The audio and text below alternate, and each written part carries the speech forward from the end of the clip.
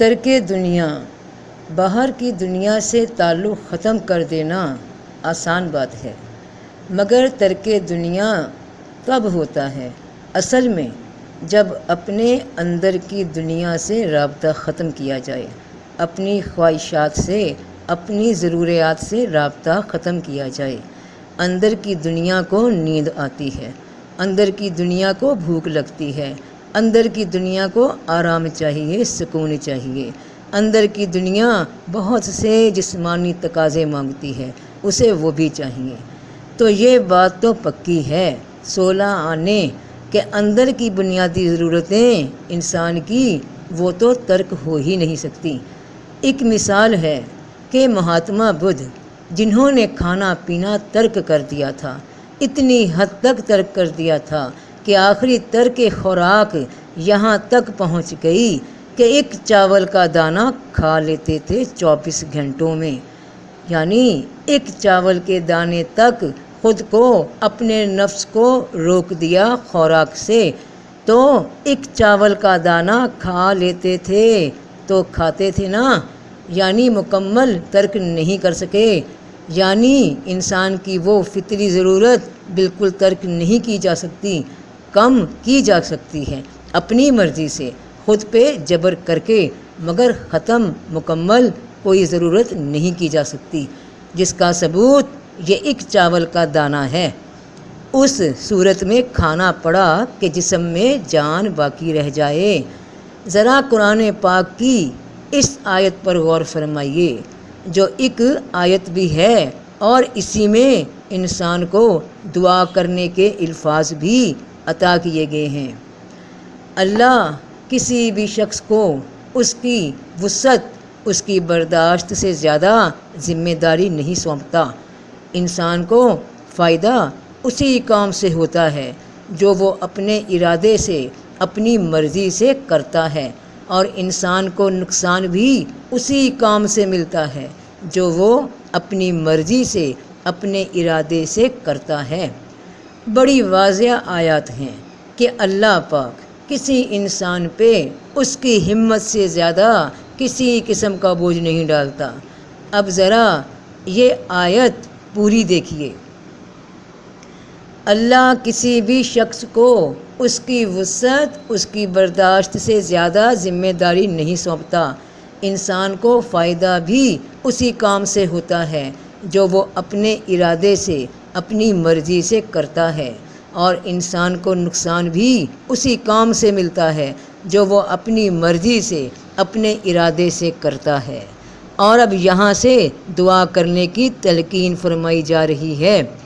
اے ہمارے پروردگار، اگر ہم سے کوئی بھول چوک ہو جائے تو ہماری گرفت نہ فرمائیے گا، اور اے ہمارے پروردگار، ہم پہ اس طرح کا بوجھ نہ ڈالیے جیسا آپ نے ہم سے پہلے لوگوں پر ڈالا تھا، اور اے ہمارے پروردگار، ہم پہ ایسا بوجھ نہ ڈالیے گا جسے اٹھانے کی ہم میں طاقت نہ ہو، اور ہماری خطاؤں سے درگزر فرمائیے گا۔ آپ ہی ہمارے حامی اور ناصر ہیں، اس لیے کافر لوگوں کے مقابلے میں ہمیں کامیابی عطا فرمائیے گا۔ اب ذرا غور فرمائیے بہن بھائیوں کہ اسی آیت میں اللہ پاک فرما رہے ہیں کہ اللہ کسی بھی انسان پر اس کی طاقت سے زیادہ، برداشت سے زیادہ بوجھ نہیں ڈالتا، اور آگے اسی آیت میں دعا بتائی جا رہی ہے کہ اس طرح دعا مانگا کرو کہ اللہ پاک ہم پہ وہ بوجھ نہ ڈالنا جو ہم سے پہلوں پہ ڈالا تھا، اور وہ بوجھ نہ ڈالنا جسے اٹھانے کی ہم میں ہمت نہ ہو۔ جب اللہ نے فرما ہی دیا کہ ضرورت اور ہمت سے زیادہ کسی انسان پہ بوجھ ڈالتا ہی نہیں، بلکہ جو فائدہ نقصان ہوتا ہے تمہیں، وہ تمہاری مرضی سے، تمہارے عمل سے، تمہارے ارادوں سے ہوتا ہے جو تم کرتے ہو، اختیار سے، اپنی مرضی سے کیے گئے عمل سے ملتا ہے۔ تو اس آیت میں کن لوگوں کا ذکر ہے جن پہ بوجھ ان کی ہمت سے زیادہ پڑ گئے؟ اس بات کو سمجھنے کے لیے اب یہ قرآن کی آیات دیکھیے۔ پھر اس کے بعد ہم نے اپنے اور رسول بھیجے اور عیسیٰ ابن مریم کو بعد میں بھیجا اور اسے ہم نے انجیل دی اور اس کے ماننے والوں کے دلوں میں ہم نے نرمی اور مہربانی رکھ دی اور ترک دنیا جو انہوں نے خود ایجاد کی ہم نے وہ ان پر فرض نہیں کی تھی مگر انہوں نے رضائے الہی حاصل کرنے کے لیے ایسا کیا بس اسے نبھا نہ سکے جیسے نبھانا چاہیے تھا تو ہم نے انہیں جو ان میں سے ایمان لائے ان کا اجر دے دیا اور بہت سے تو ان میں بدکار ہی ہیں۔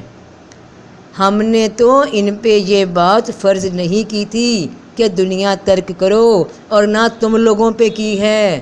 ہم نے تو نہیں بولا کہ اپنی جانوں کو تنگ کرو، نہ ہی اللہ کے نبی صلی اللہ علیہ وآلہ وسلم جن کی زندگی کا نمونہ تمہیں دکھایا جا رہا ہے بتایا جاتا ہے کہ ان کی زندگی کے طرز عمل کو دیکھو سمجھو۔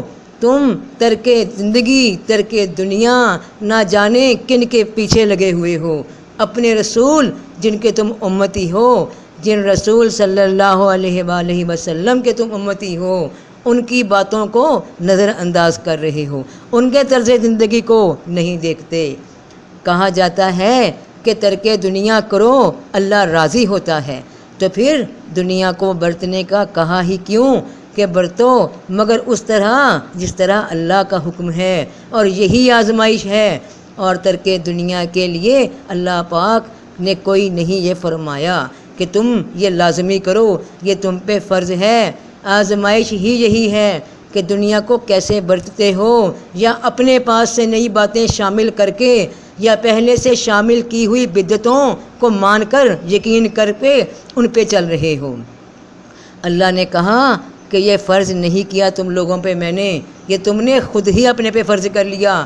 اور ہاں اگر تم نے مجھے اس طرح سے راضی کرنے کا سوچا ہے تو پھر نبھا کر دکھاؤ، چھوڑو دنیا، رہبانیت کا راستہ تم نے کیوں چن لیا؟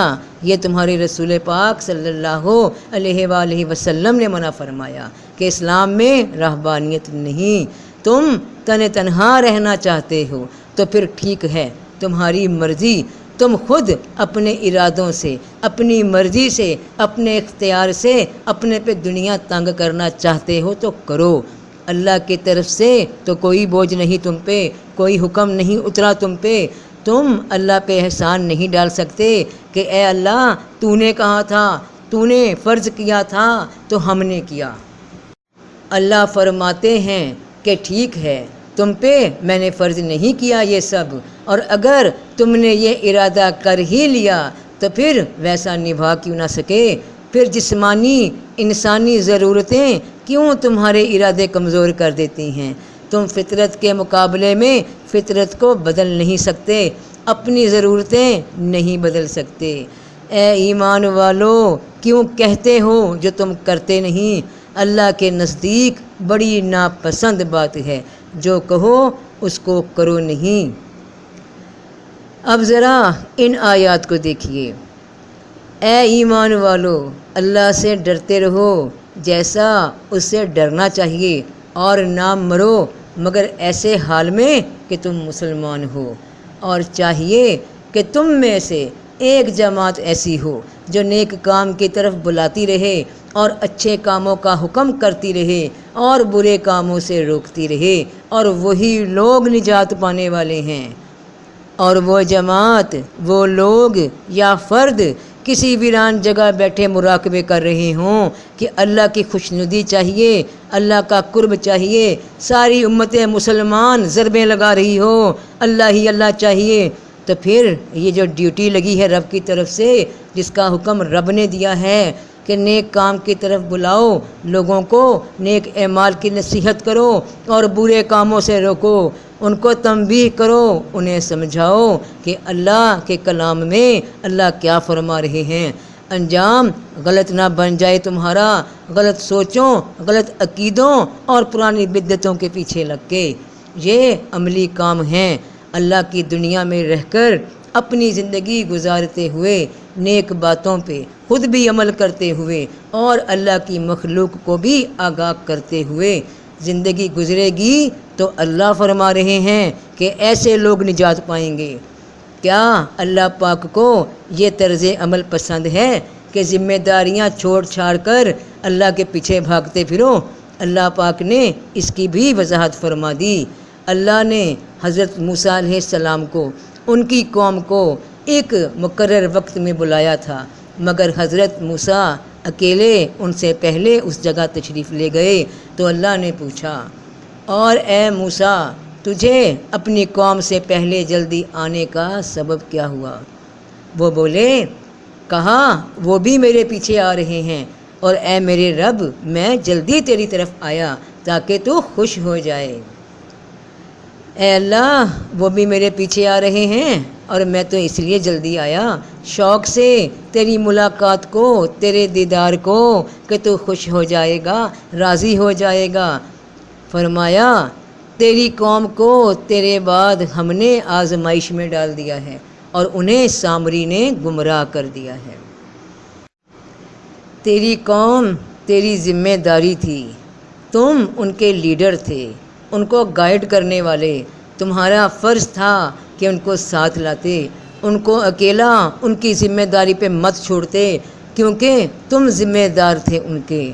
اور اب اس شوق کے نتیجے میں، اس جلد بازی کے نتیجے میں، ترک ذمہ داری کے نتیجے میں تمہاری قوم بھٹک گئی۔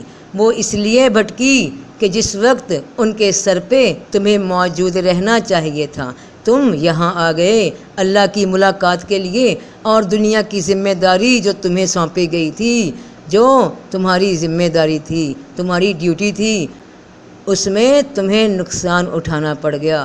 اور یہ کوئی معمولی نقصان نہیں تھا بہن بھائیوں، ہزاروں بنی اسرائیل اپنی جانوں سے گئے، قتل ہوئے، پھر ان کے جس نے یہ بچڑے کو پوجنا شروع کر دیا تھا۔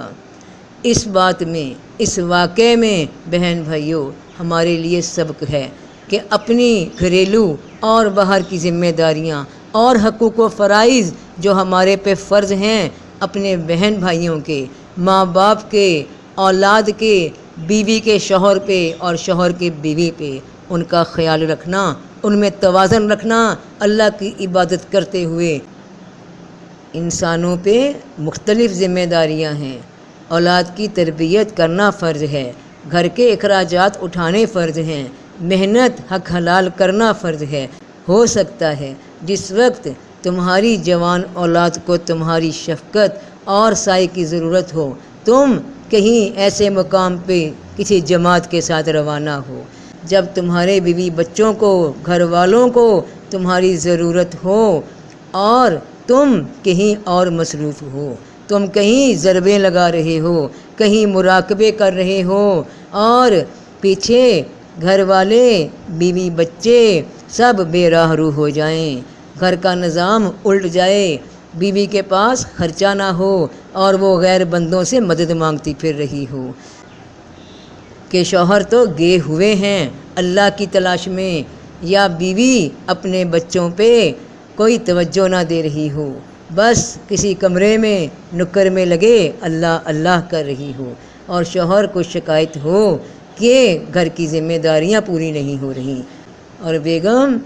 اپنی دنیا میں کہیں گم ہو، تو اعتدال میں رہو، جتنا رب نے فرمایا ہے دنیا اور دین ساتھ لے کر چلو، اس کے لیے دعا مانگا کرو رب پاک سے کہ اے اللہ ہمیں دنیا میں بھلائی عطا کر اور آخرت میں بھلائی عطا کر، اور ہمیں دوزخ کے عذاب سے بچا۔ آمین یا رب العالمین۔